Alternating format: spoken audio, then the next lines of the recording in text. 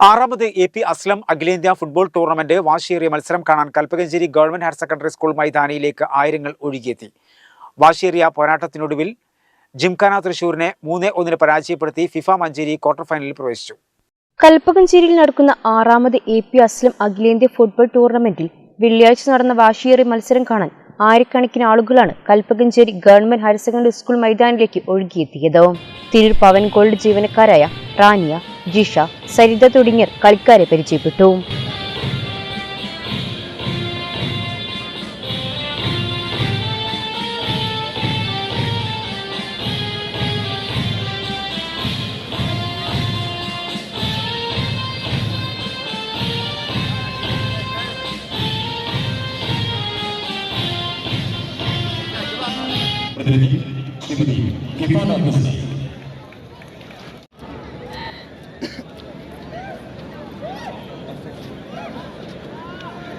ആദ്യ മിനിറ്റിൽ തന്നെ ഓരോ ഗോളുകൾ അടിച്ച് ഇരു ടീമുകളും സമനിലയിലായി.